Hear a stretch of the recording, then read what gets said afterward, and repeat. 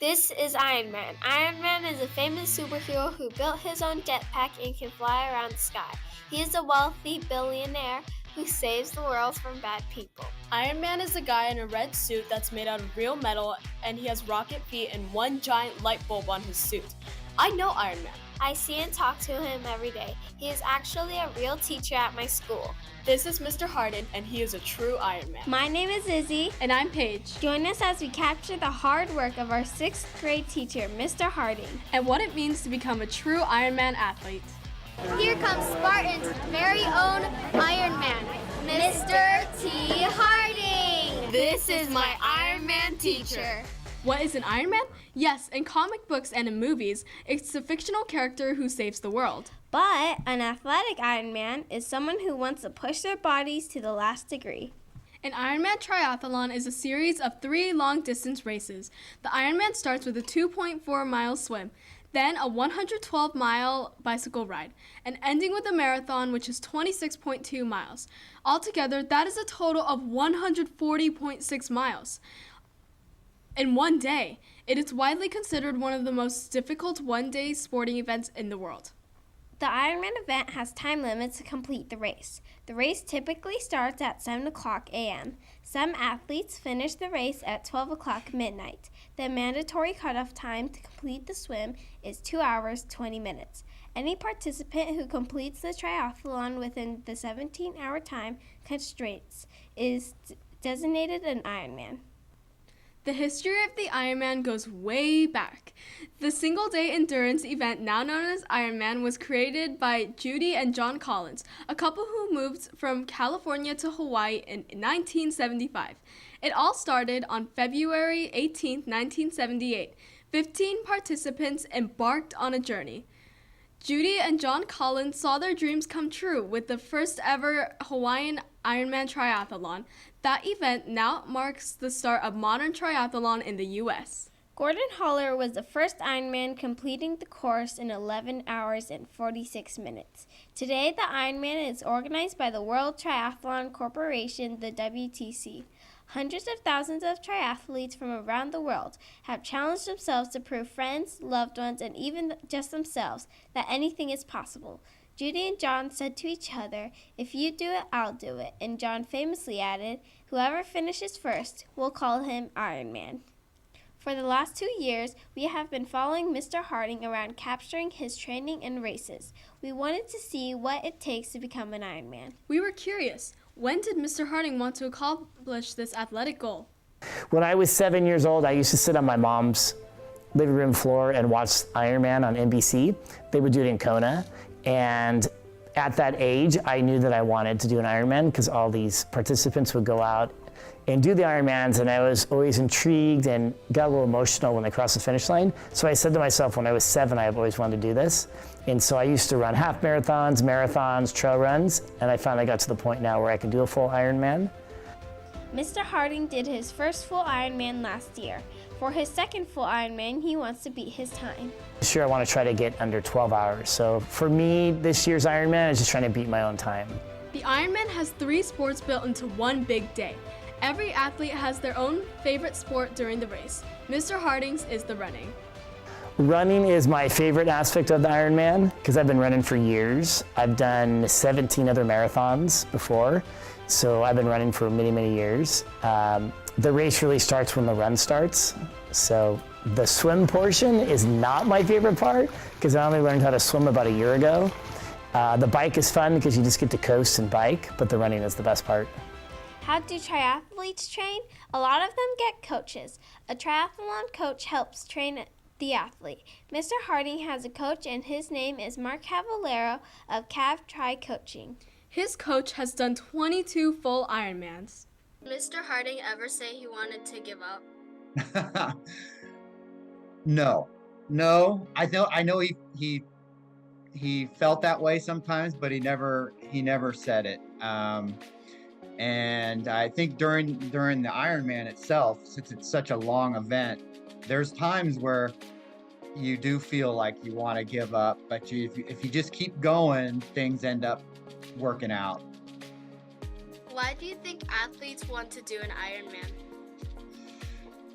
Good question, because we're crazy. But also, I think it's an accomplishment. I think if you can do an Ironman, I think everything else in life is very doable. I think it puts things in perspective, and if you can do an Ironman, you can do your homework, or you can take a test. Things are not as tough as they seem when you complete an Ironman. At the end of every Ironman, do you usually celebrate with a pizza party? Yes, lots of pizza, and I think Mr. Harding also likes ice cream, so I think he did pizza and ice cream. I think that's all our questions. Triathletes have to train hard to complete an Ironman. Mr. Harding trains hard. He gets up every morning at 4:30 a.m. to swim, bike, or run. Teaches at Sunrise Elementary, gets home about 4:30 p.m. and does another 2 hours, has dinner, goes to bed, and repeats. Thursdays, he swims open water at Lake Natoma. Saturday are his long bike workout days, which can be around 4 to 6 hours, and Sunday is his long run days. He has Mondays off. Athletes have to eat well during training and during the race. Mr. Harding eats a lot of black beans, avocados, and chicken. He never drinks soda or alcohol. During the race, he mostly has a liquid diet with carbohydrates in his water bottle. There is a lot of equipment that a triathlete needs to finish a race. For the swim, they need a wetsuit, swim goggles, swim cap, and earplugs. For the bike, they need their expensive bike, helmet, bike shoes, 3 water bottles, nutrition gels, and sunglasses. For the run, they need running shoes and a headlight for when it gets dark. On the race, all of the equipment is separated into 4 bags, and the bags are placed in the transition area.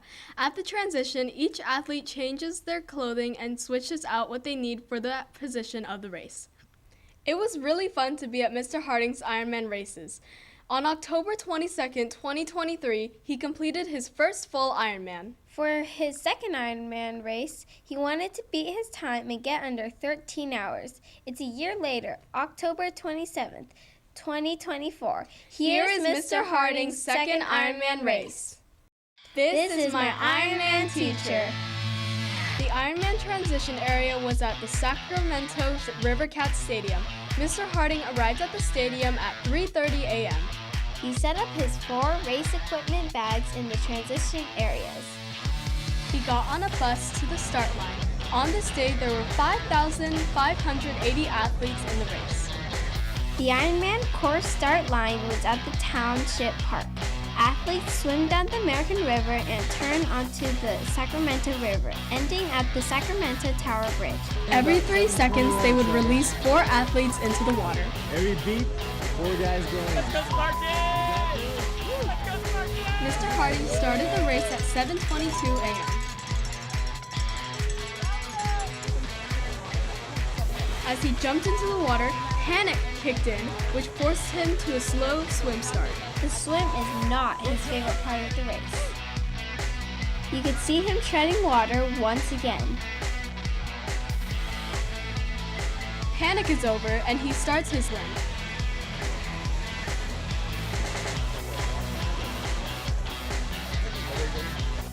Swimmers had to stay inside the red buoys or be disqualified. The temperature of the water was 23 degrees. Swimmers wear wetsuits to keep warm and help float.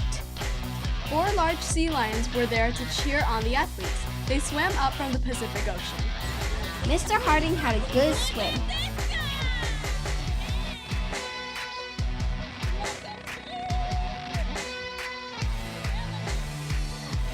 He finished the swim in 1 hour, 10 minutes, and 24 seconds.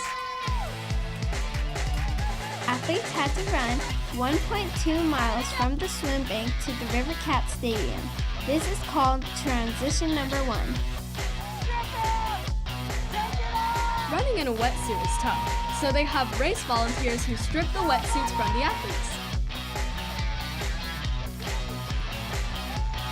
Mr. Harding changed from his swim gear into his bike gear. He exited transition number 1 in 10 minutes and 35 seconds. Now he has a 112-mile bike ride.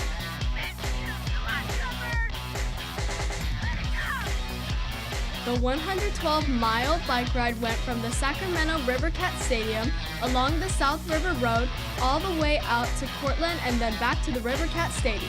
That was 56 miles, so they have to turn around and do the entire bike course again to make the 112 miles. We are at the Biking portion of the Ironman competition. and most bikers here have done 100 miles and more. On this day, the winds were coming in at 23%, which slows down all the riders. Mr. Harding finished his bike ride in 6 hours, 56 minutes, and 47 seconds. At transition number 2, Mr. Harding changed from his bike gear to his run gear. His transition time was 14 minutes and 9 seconds. The Ironman run course is 2 double loops from the Rivercat Stadium along the west side of the river, over the Yellow Bridge, out to the Discovery Park, and back to the Rivercat Stadium. They run this 2 times and end at the steps of the state capitol. And now they are on to the final portion, the running competition.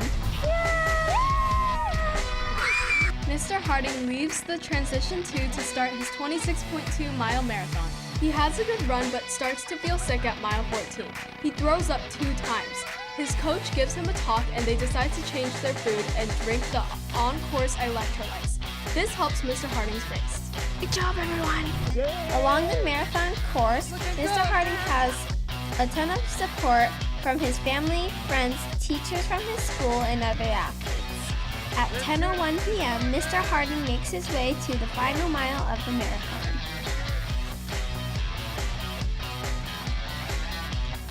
Near the finish line, athletes ring the finishing bell.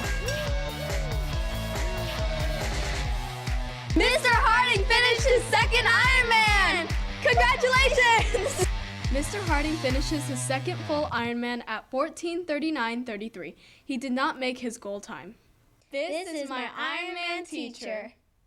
Watching Mr. Harding complete his second full Ironman makes me feel proud for having him as one of our school teachers. Through this journey, I've learned that being an Ironman isn't just about swimming, biking, and running. It's about determination, perseverance, and pushing beyond limits. My teacher may not have a high-tech suit like Tony Stark, but his dedication, hard work, and resilience make him a real-life Ironman. I myself would want to compete in one of the Ironman competitions to see how far I can go. Over the past 2 years, I've seen firsthand and what it takes to train for something so challenging. Watching Mr. Harding makes me not want to compete in an Ironman, but Mr. Harding inspires me that anything is possible.